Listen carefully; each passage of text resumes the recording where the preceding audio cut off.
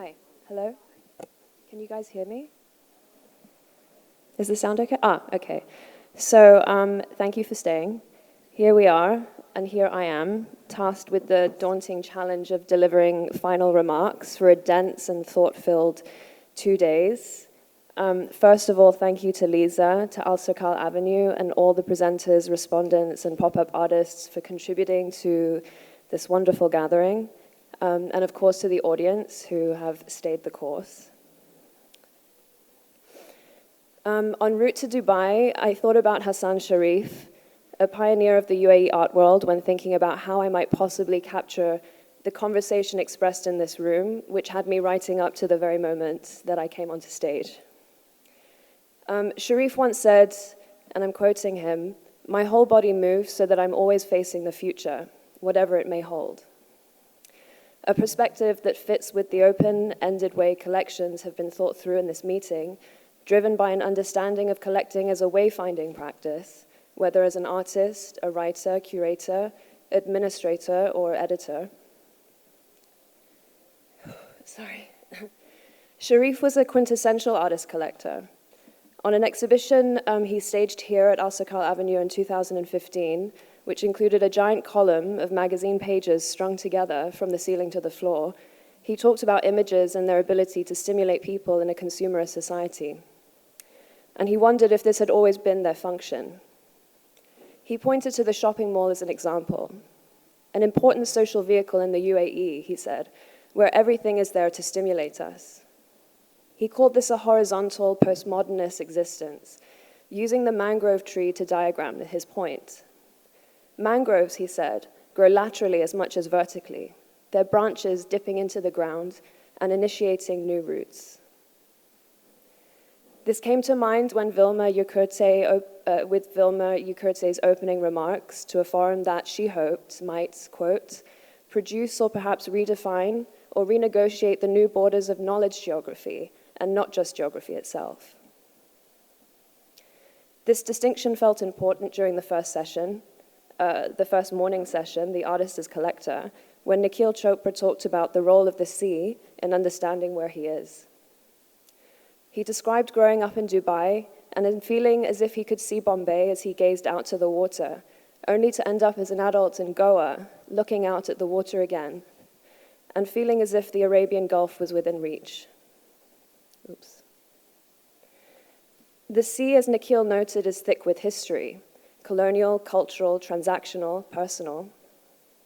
And he becomes liquid when he looks at it. I wondered if it was because the sea is like a mirror of his own immeasurable fluidity, the kind that brings to mind a Greek song about Constantinople, from where so many Greeks were expelled in the early 20th century, whose lyrics describe wanting to drink the entire Bosphorus Strait, a watery boundary between Asia and Europe, because the world's borders are changing within the person who is singing the song. This embodied experience came to mind when Himan Chong talked about how his status as half Malaysian and half Singaporean left him a guest in Singapore, his mother country, until he completed his national service and was given the choice of renouncing his Malaysian identity to become a citizen. In this context, Himan's project of photographing the back doors of national embassies not only tests the limits of infrastructure when thinking about the nation state as a system, as he explained, but rejects those infrastructures when it comes to the narratives they produce, which deny Himan the fluidity that encapsulates not only who he is, but the region where he was born. Nationalism is a kind of fiction, he said. It produces agreement about what is real and what is not.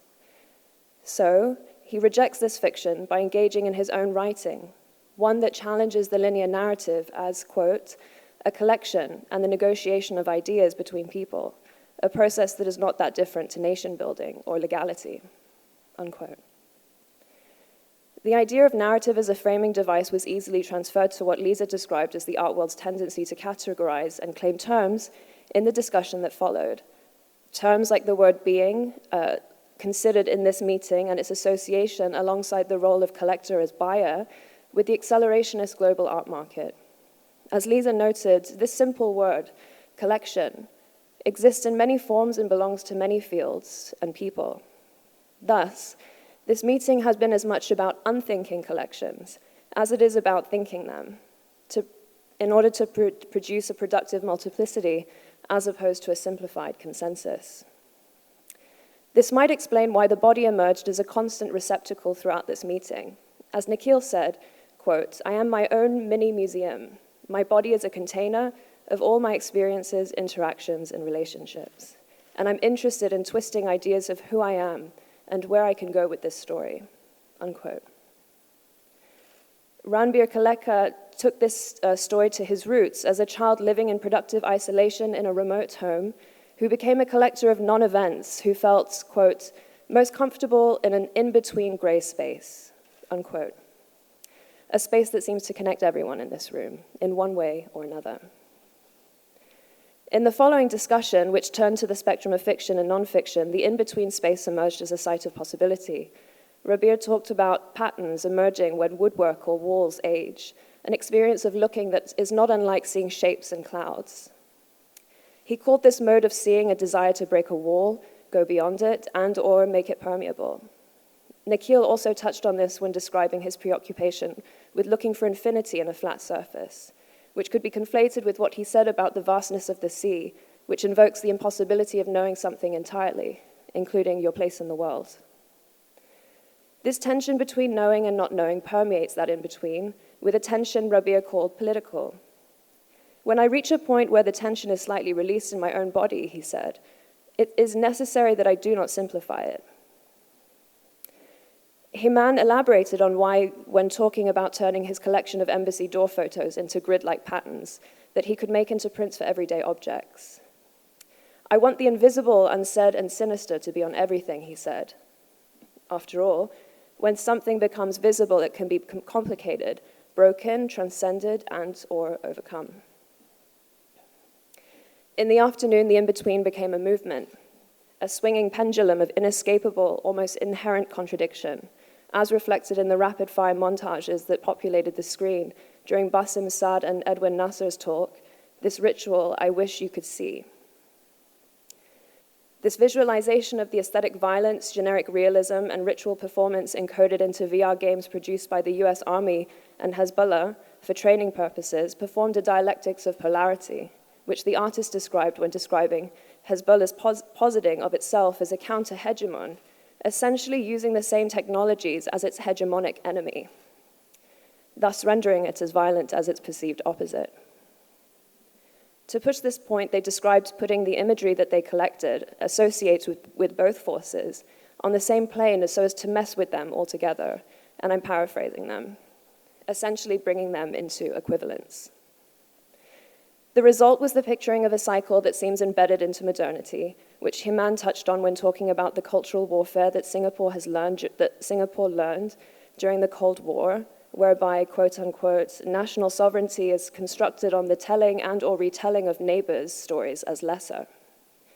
Something that Kadim Ali's history of demonology and its direct association with the dehumanization of an entire group of people also touched on, with Ali's imagery articulating how archetypal binaries, like good and evil, are transposed onto actual bodies. Thus, the afternoon picked up where the morning left off, collecting, be it through the accumulation of images that are arranged to articulate a line of research, itself a form of collecting, or the accumulation of a group of bodies, like ours in this room, produces visibility, which increases knowledge, offers a truer, more complex view of the world, and rejects reductive dynamics that have all too often shaped and divided it. This was demonstrated in Umber Majid's lecture performance, The Atomically Explosive Love, charting the nationalism embedded into the development of nuclear power in Pakistan and the conflation of this power with religious ideology. Umber's lecture was accompanied by a video that made full use of green screen / uranium green as an abstract monochromatic catch-all, not unlike the sea as a site of infinite mirroring, for the complex dynamics that have fed into the present, when the internet has become a site where political and historical narratives compete and collide. Edited into the video were photographs celebrating the floor of Pakistan by Umber's grandfather, which were juxtaposed with nuclear plumage, a positioning of modernization as a cycle of creation and destruction, or, to paraphrase the artist, a matter of boom to bloom and back again. As with Saad and Nasser, Umber's project accumulates moments in order to either, quote, make sense of it all or own up to the fact that nothing is making sense, unquote. These tensions illuminate, on the performance format, she described a space between her physical body and her script, highlighting tensions between what is performed and what is enacted. These tensions illuminated one idea. Objectively speaking, nationalism is a form of performed or enacted love. The emotion is neither good nor bad, but simply a force to be reckoned with. Mossad's intervention, performing 108 hand gestures around his face and inviting audience members to mirror him, expressed this force when thinking about how he admitted in terms of how he admitted to not enjoying performing on a stage or in a black box, which relates to the very word that this meeting is trying to categorize, or the function of this meeting itself. It all comes down to how we choose to use a space, a meeting, a platform, just as a word means as much as the meaning that we give it. To quote Rambir, a horse is never a horse, but a thought. This connects with Nikhil's observation of the city as a space that engineers rigid behavior, something that was encountered in Arakawa's transformative architectural practice, as reflected in the edits of Nobu Yamaoka's documentary on the artist's work, along with his wife Madeline Jin's, which brought the focus back to the body. Just as Ahraf Mayani's Faisal brought this meeting back to where it started, to the artist as the original collector by reciting an artist manifesto towards the end of day one. Everything begins with a gesture, or a collection of them. Mo made that quite clear in his performance on day two, which ended with an explosion of rubber bands shooting from people's hands and laughter. So we return to the body as a collector, something that, like a collection, can be many things. As Leeza explained this afternoon, in this afternoon session, partially titled Spheres of Influence, this particular session was about the landscape as a body, a site of being and collectivity where dual forces come up against one another. Take Alexis de Stoop's lecture performance, Phantom Sun, focused on a film exploring restricted military and industrial sites along the Russian-Norway border. As de Stoop noted, while the images look bleak, there is a contradictory narrative to the region in question, which he says is also a place of incredible beauty, with an indigenous culture that is still alive. In that respect, de Stoop said, he was able to connect to the stories that are very old, very deep, and still alive. And I'm quoting him, one aspect of what lies beyond the pendulum, unquote. Deep time resonated in the first day's final session, which opened with Sam Sami introducing adab, an all-encompassing term encapsulating education, culture, and ethics, which was defined in discussion as more of a practice.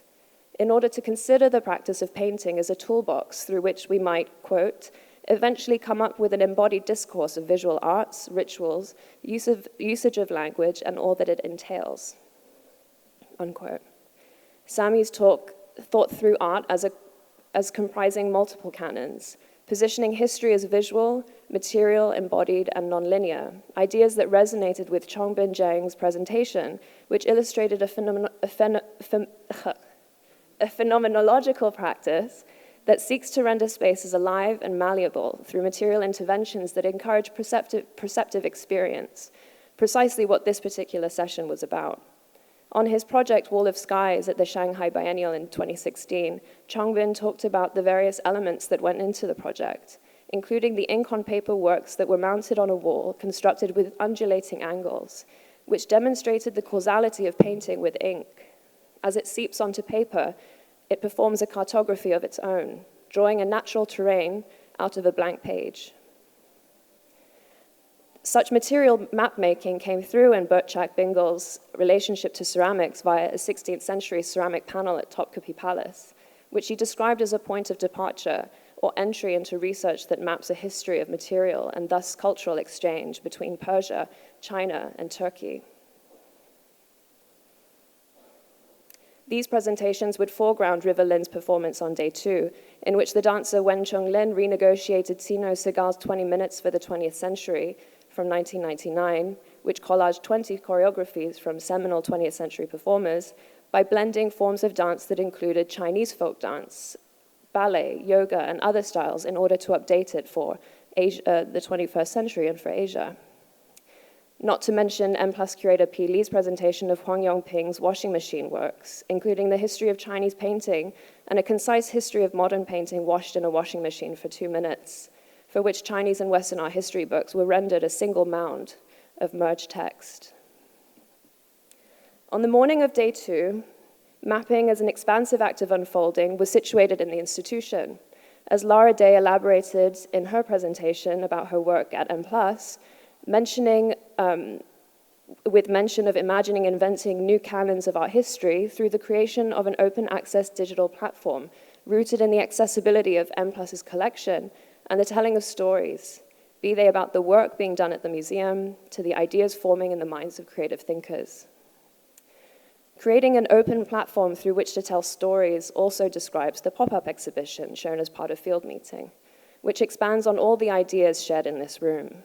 From Hai Yang-Yang's animation, The Birth of the World to the Demise of the Bird, to the stunning retelling of an island narrative by the collection of otherworldly illustrations by Hassanul Israef Idris, to Rana Degan's site-specific installation of sculpted animal skulls placed on top of an image of Donald Trump.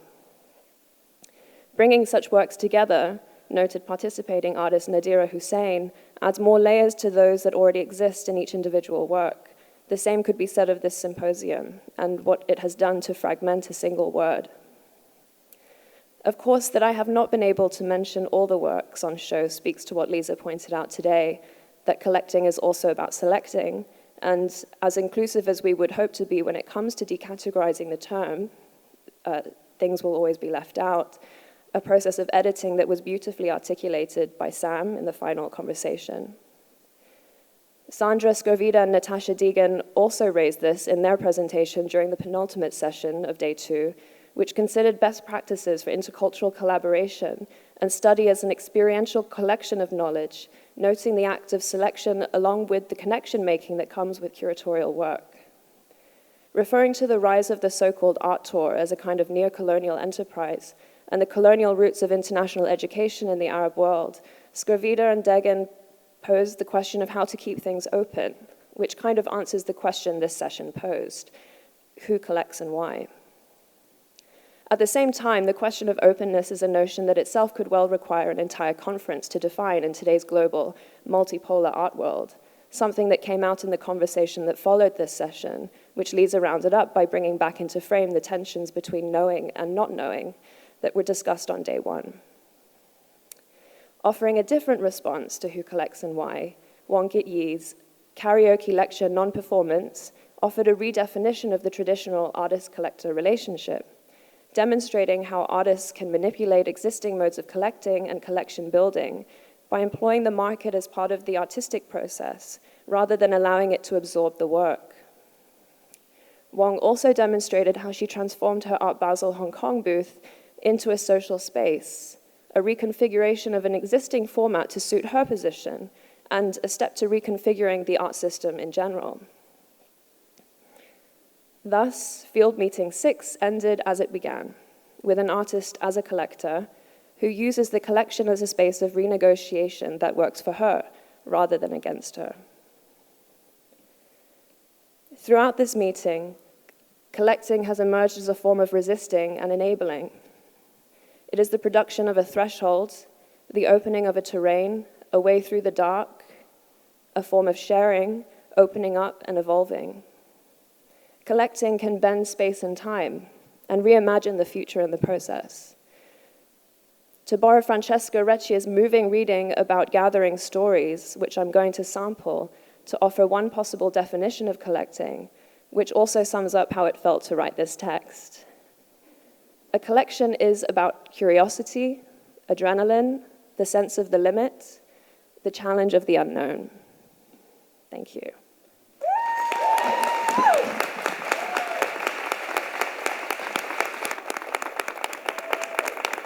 The only word I have after that, summation, I'm not sure how she does that. If that's not voodoo shaman work. I don't know what it is. Thank you. Thanks for everyone being here, for your attention, for your patience, for your generosity of spirit. We want to do something really, really special, and this 2 days with a performance. And I think you will all, brilliant people that you are, with brilliant hearts and other organs that are also very intelligent, will figure what it means, hopefully for yourself. And no one has to tell you what it is. So on that note, let's go to 58. Thank you so much.